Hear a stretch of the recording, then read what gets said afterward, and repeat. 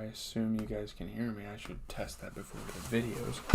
Sound check, sorry if I raped you guys. But we are back with another video, and in this video we are going to be discussing the 12th episode of Season 4 of The Walking Dead. You know, I'm like progressing through that series. It's been going pretty solid. You know, the series still has its glory. It'll probably be ruined for me eventually, but for now I think it's going in a pretty decent direction. We're just going to go through the plot, critical reception, and then up next we are going to be talking about Fright Night. I watched Fright Night yesterday as well, and today we're going to watch a movie, so tomorrow we're going to have a movie review and a Better Call Saul review. So, you know, Daryl and Beth have spent the night hiding in an abandoned car sometime after fleeing the prison, of course. We've been following them a little bit, but they've been kind of absent for a couple episodes, so, you know, the creators kind of decided to, like, return them to the series and to, like, actually show what they're doing. It's kind of weird. They're kind of scattered. I mean, they try to focus on a group of people for an episode, and it's really weird because the other people don't get screen time, but it is what it is. They're trying to balance it out. You know, everyone's kind of separated. After some days of traveling, Beth tells Daryl she wants to take a drink of alcohol, something her father Herschel refused to allow her to do. I'm not sure how old Beth is in the storyline, but she sure as hell isn't 21. I don't even know if she was 21 in real life when she was making it. Actually, I don't know. Daryl doesn't respond, and she storms off on her own, but runs into a group of walkers, so she's like trying to say she can handle things on her own. Carl's trying to say the same thing to Rick, so there's kind of like some parallels. I'm not sure if that was intentionally done from the show creators or anything, but there's kind of parallels drawn between, you know, Carl and Beth. They're two like young people that have like an authoritative figure in their life, like an older person in their life, and right now Beth has Daryl, and she kind of tries to go on her own struggles, and yeah. Daryl comes to rescue her and takes her back to camp, though Beth later says she could take care of herself, which is kind of like the similar sentiments that Carl tried to say to his dad, like calling him a deadbeat, like a nobody. I mean, Beth didn't go that far with Daryl because she hardly even knows Daryl that much. She didn't know him before the apocalypse. As they travel, so they decide, you know, let's just go together, let's just go find some supplies. So as they travel, they come to a country club, so they're like walking, eventually they find some stuff, they find a place with supplies that could really help them out. Defending themselves from walkers while working through the corpses in the pro shop and clubhouse, they eventually make it to the bar, where Beth finds a half-filled bottle of peach schnapps. I'm not sure what my alcohol. I'm not a alcohol expert, so you guys let me know what schnapps is. I guess I could research it if I wanted to, but obviously I'm in the middle of a video, so I'm not going to do that. She asks Daryl if it's good, and he says no, like it's not a good like first experience. Like you need a better first experience. So he's kind of starting to like encourage her to do this, and they kind of have like a moment and some time off from like this apocalypse. Kind of wind down, while Daryl plays darts with pictures of club members on the wall, because I mean he didn't grow up in like the most fortunate household, so he has like a disdain for the rich people. That's kind of understandable. Beth considers drinking but begins crying instead. She can't really handle herself. She doesn't really, I don't know, she's kind of like trying to keep her composure, but she can't. Daryl then takes and smashes the bottle, telling her it is no good, and that if she's trying to have a first drink, it needs to be something better than that. Like, he's like, you're better than this. You can do something better than schnapps. Like, you know, I really like and throughout this story, I really like the relationship these two start to develop. It's like a little bit of an allegory of it in itself, like a separate allegory to the story. I mean, it advances the story, but, you know, they leave the clubhouse for a rundown house Daryl had found earlier while with Michonne, like when they were going on supply missions and stuff.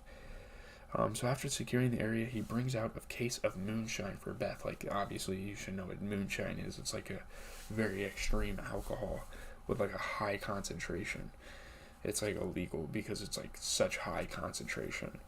She is hesitant as her father has told her that the wrong kind of moonshine could make her go blind. That's obviously her father trying to get her not to drink moonshine. Obviously, moonshine is pretty dangerous, and you can't really build a tolerance to moonshine just because of how concentrated it is, but obviously it's not gonna. Alcohol doesn't make a person go blind. I mean, it could, like in a very rare case, but Daryl tells her that there's nothing worth seeing out there anyway. He's kind of like very pessimistic about the whole thing and giving her reasons to try it and stuff like that.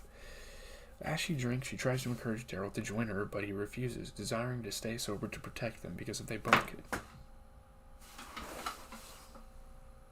1 second. God damn it. Okay, let's just lay him on the ground because he keeps falling over. It is what it is.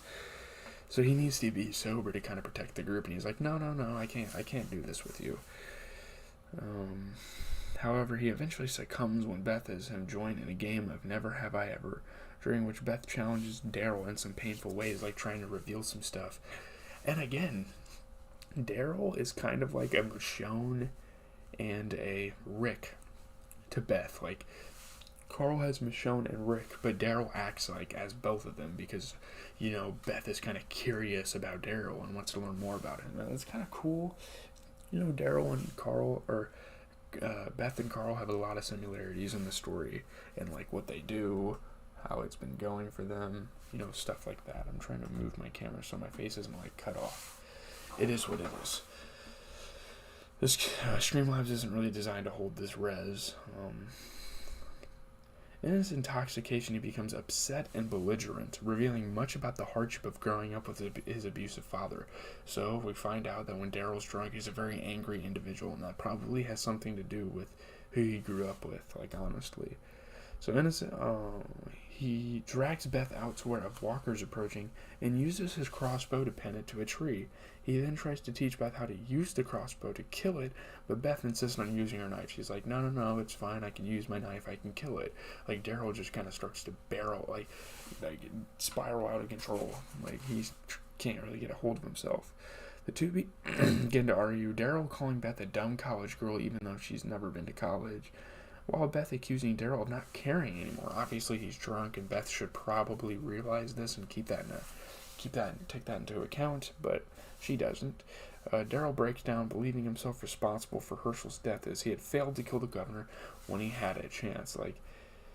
He finally starts to end his anger and just starts to get really emotional and starts to cry because he feels guilty. And I don't think he's really responsible for it. I mean, obviously they could have taken care of the governor earlier, but it is what it is.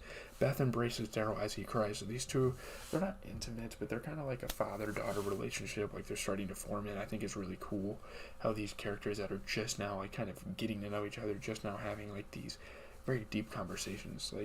They're building a relationship. After some time, a more sober Daryl tells Beth about the difficult times between himself and Merle as children. So Beth kind of has this opportunity to learn more about Daryl. Beth gives him confidence that he will survive and that he needs to put his past behind him or it will kill him.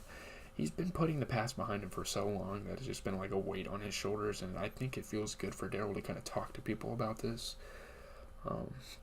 Together they agree to burn down the house as a figurative way to move forward, or move from the past, and it's just letting out emotion, expressing yourself, and it's a really cool moment between these two characters. They watch from a distance as the house goes up in flames, both laughing and flipping off the house before turning away and leaving, and that's kind of where the cliffhanger is. Where are these two going to venture off to next? Really, really cool episode, really cool figurative stuff. Positive, a lot of positive reviews out there. The character development of Daryl and Beth was really cool to see. It's an 8.5 out of 10 on IGN. The episode featured some of the most grounded and engaging character moments of the season. The horror elements were awesome. In the opening sequence, it was evocative and very satisfyingly creepy. It's a B rating on the AV Club. The episode has kind of a slower pace, of course. There's not really an advancement of the plot, but the character development, again, is great. It kind of just overshadows all that. The opening sequence was really dope. The concluding sequence was cool. Those were the two best scenes of the episode. The episode has its moments, but the lack of forward progress and the failure to turn authorly ambition into effective results kind of keeps it from being like a successful episode. Now, I don't mind the filler episode, but it's not really like a good episode, really. It's cool, it's kind of got like a father-daughter effect. I mean, it's cool to see these two kind of bond over their past. But all in all, I mean that's why there's 11 seasons, because they have a lot of filler episodes and they focus on one group at a time. But it is what it is. GZTV, leave a like, comment, and subscribe. I will be back with my Fright Night review. I'm not sure what movie I'm going to watch today. It might not be from the list I've been looking off of for the longest. Excuse me. It might be some random movie. I don't know. I don't really want to watch The Shining because it's literally 3 hours. Like, I gotta find time